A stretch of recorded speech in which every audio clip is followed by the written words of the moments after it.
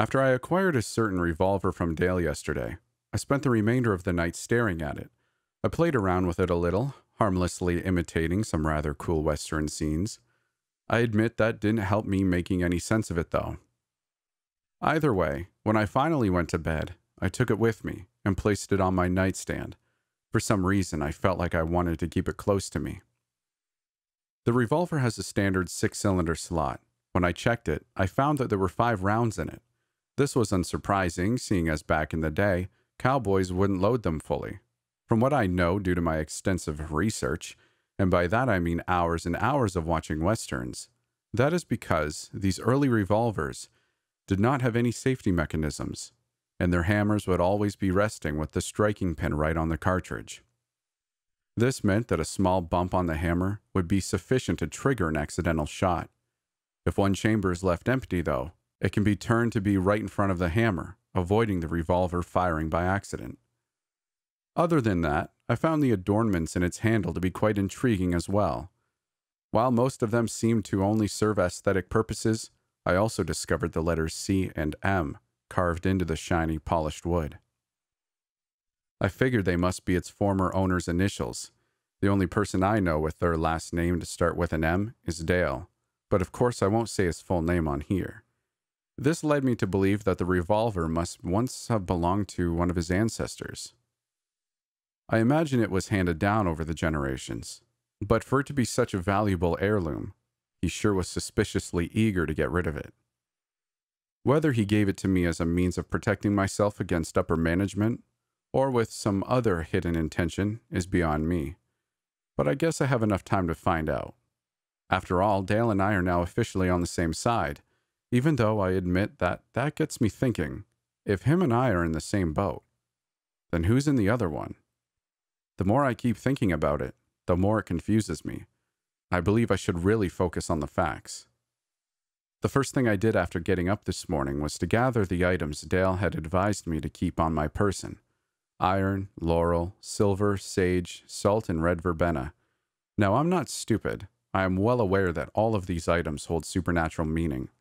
I myself barely have any clue about the occult, but the great thing about having a lot of friends and acquaintances is that there's always this one person who's got just the thing you need. In my case, this person's name is Clara. Clara and I met in high school. We used to be pretty close back then, and I helped her study from time to time. An act of cordiality she apparently never forgot. When I called her this morning to ask if she could hook me up with some things I needed, she was more than happy to help. Clara has practiced paganism for a long time now, and if there's one person who I know will take me serious, when showing up on their doorstep asking for sage and red verbena, it's her. Long story short, I drove over to her place. We had breakfast together and enjoyed some small talk before cutting to the chase. She disappeared into her bedroom for a few minutes before returning with a satchel, a weird-looking bundle, and a small jewelry box. She placed the 3 items on the table in front of us and sat down next to me. "Okay, first things first," she began, picking up the small bundle and holding it out to me. "This is sage. It's mostly used for cleansing rituals, basically the go-to thing if you want to rid a place of negative energy." "And how do I do that? Do I just leave it there, or?" Clara chuckled and shook her head. "You burn it, silly." Next up, she held up the satchel. "Red verbena, freshly picked from the pots on my balcony. It offers protection from the evil eye." "Whatever that is," I added in my mind. "What's in the jewelry box?" I inquired. Clara smiled mysteriously. "I'm glad you asked. See, when you mentioned the silver and iron thing, it reminded me of a certain accessory I've had lying around here for ages." She picked up the box and held it open to produce a shiny, ornate necklace with a heart-shaped locket attached to it. Now, the chain itself is iron, and the locket is silver. Great for protection, but sadly not my style, which is why I've decided that you may have it. You seem to need it more than I do, after all. "For real?" I asked, taking the necklace and carefully opening and closing its locket. "Yep, but the best is yet to come." My friend opened the satchel and took out a couple bright red blossoms, which she stuffed into the silver locket. She motioned for me to turn around and went about fixing the piece of jewelry around my neck. "This way you'll have some silver, iron, And red verbena, with you wherever you go. I smiled at her. Thank you so much. I don't know what to say. Then shut up, she replied, and we started giggling and high-fived. We had made this joke all the time back in our school days. About the salt. You can simply use your own, plain salt you use for cooking. It'll do. I don't have any bay laurel around, but I know that when burned, it's good for cleansing and purification rituals. Also, it's known to be useful for breaking curses and hexes, she explained. I thanked her once again and got ready to leave, but she held me back. One more thing. So, if I got it right, you don't know what you're dealing with here, but you do know the means of protecting yourself from it. Of course, I'm not in your place and you should always proceed with an open mind, but you should probably know that iron and red verbena are specifically linked to the Fae. They repel fairy folk. Clara gave me a moment to process her words before continuing. Most say that they dislike iron because it's a material forged by humans, while fairies themselves are creatures of nature. But I've also heard of another belief claiming that the fairies once made a deal with the iron and didn't hold up their end of the bargain, so the iron is still angry with them. Who knows? My point is that what you're describing sounds an awful lot like them. All right, do fairies not understand games and half-truths by any chance?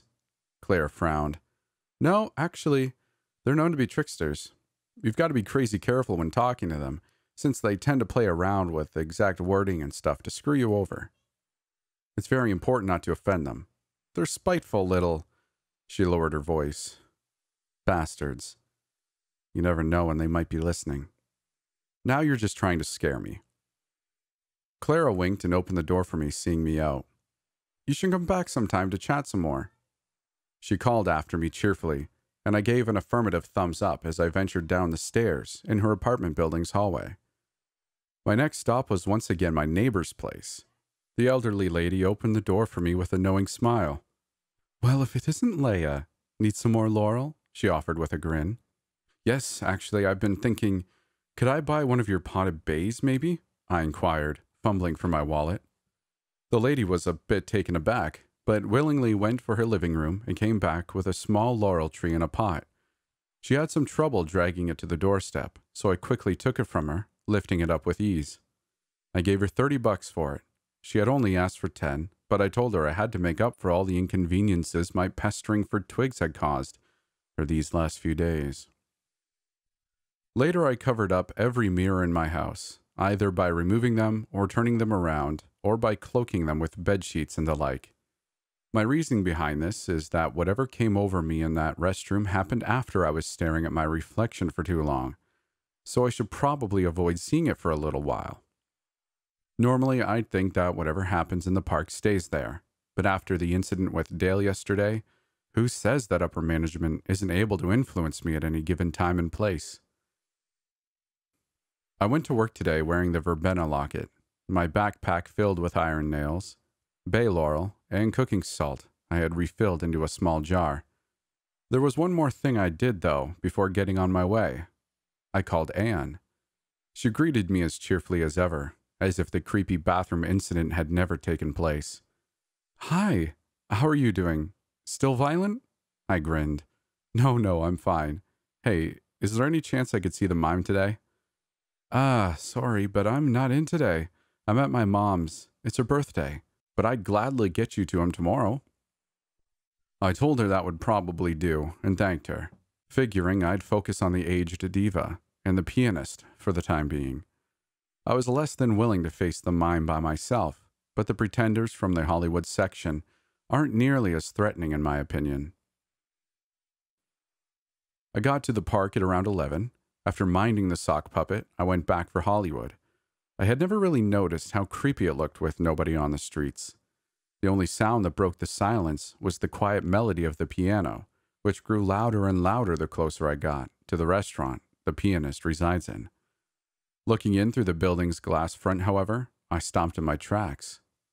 I could not only see the man in the white tuxedo sitting on his stool as usual, there was also another pretender present, the aged diva. I'd never seen the two of them so close to one another before. The woman was elegantly leaning against the piano, cigarette in hand, watching her companion play. To my surprise, he wasn't completely ignoring her either. In fact, he would glance up at her with a smile from time to time. I squinted. This was very unusual. They looked so natural together, almost like they were two normal people interacting. But even more interestingly, they looked like they knew each other. If I'm correct in my assumption that all the not actors used to be human at some point, then these two must have had a shared past. This got me thinking. If the pianist knew the diva, and the diva knew the laughing cowboy, would that mean that all of the pretenders' lives used to be connected in some way? I decided to think about it later. For now, it would be best to take this opportunity and talk to them, if you can call that talking, that is. I pushed open the door and stepped inside, causing the elderly lady to whirl around. The pianist, however, didn't even look up at me. Hello, I greeted them awkwardly. Sir? And ma'am? The diva caught herself pretty quickly and straightened up. Why, hello, darling. So nice of you to come by and visit us, she said in her usual exaggerated manner. Us? I inquired. Her usage of this word had immediately struck me as off. Us. She tilted her head, ignoring my question. Won't you sit with me? She offered, pointing at a table nearby. Gladly, I replied, sliding onto the bench and waiting for her to sit down across from me. Opening my backpack, I took out the iron nail and held it out for her. I'm not sure what I was expecting, but she simply took it out of my hand and inspected it for a while before giving it back to me. She didn't say a word, just kept smiling. I cleared my throat. Anything weird about that nail? I offered. The diva looked at me like I was stupid. Why? Is there? She asked. I shook my head. No. Seeing as I already knew how she reacted to the bay leaves, I handed her the silver earrings. She seemed to like them a lot better, holding them up against the early noon sunlight streaming in through the window. Why, aren't they lovely? You sure have a good taste in fashion, dearie. She praised me before dropping them into my hollow hand again. Well, that was underwhelming, I thought, but decided to simply move on to the pianist. He didn't react to any of the items, except for the laurel twig. When I held it out for him, he promptly turned in his seat. He kept playing the piano eagerly, but leaned away as far from the bay leaves as he could. It was sort of entertaining, and I couldn't help but play around with this effect a little, sticking the twig out to him from either side, just to see how far he could lean over without ceasing to play.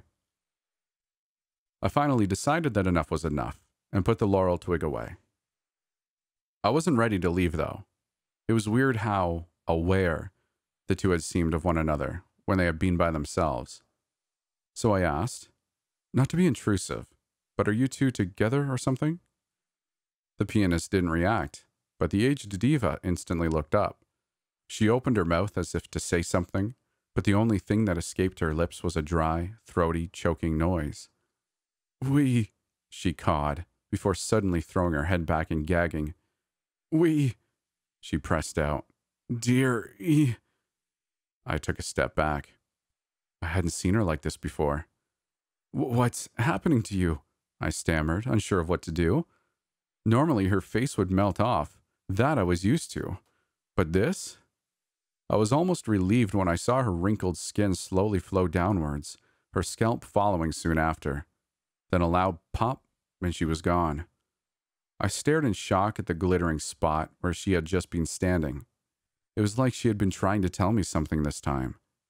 I shuddered and backed out of the restaurant, for some reason not daring to take my eyes off of the pianist. For a split second, I thought I could see something glinting in the corner of his eye. I made my way over to Dale's office. I wasn't sure if he was in already, but to my surprise, I found him leaning against his door from outside, sipping from a bottle of what looked to be iced tea. There you are, he greeted me, cracking me a half-hearted smile. Took you long enough. It's good to see you too, Dale. Right. Hey, now that we're best friends and all that crap, there's one more thing I want to show you, he explained. Before you give me back my gun, he quickly added. I nodded and he came a bit closer to me. He sat down his water bottle and pulled up his left sleeve. There was another carving in his lower arm. This one wasn't as deep as the "My name is Dale" ones, though. It looked to be pretty fresh. There was even a bit of blood dripping from one of the cuts. 3 out of 8. 3 out of... I was just about to say it out loud, but before I knew it, Dale was pressing his hand onto my mouth. "Shh," he hissed. "Will you shut your ass up? Damn it." "Sorry," I mumbled into his palm. He rolled his eyes and slowly removed it from my lips. "But what does it mean?" I asked under my breath. Dale motioned for me to stay quiet. "Can't tell. All I want you to know is that you need to keep your mind, wide open. Don't generalize. Stick to what you know. And be careful. I can't believe I'm saying this, but..." He paused to let go of a soft sigh. He looked genuinely worried. "I'd hate for you to get hurt." Suddenly, he began to fumble in his pocket, only to produce his keys.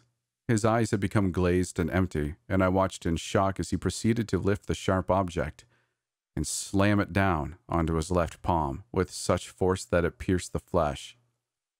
He regained consciousness soon after, told me to leave him alone and that he would take care of it.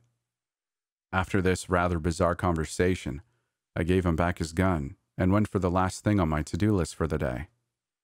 I found Nathan slumped over in his coach seat, fast asleep. The horses were calmly standing in the shade of the entrance to the wooden roller coaster in Twin Vale Point. I swung myself onto the seat next to him and quietly said his name in an attempt to wake him up, but was unable to receive any reaction apart from the occasional snore.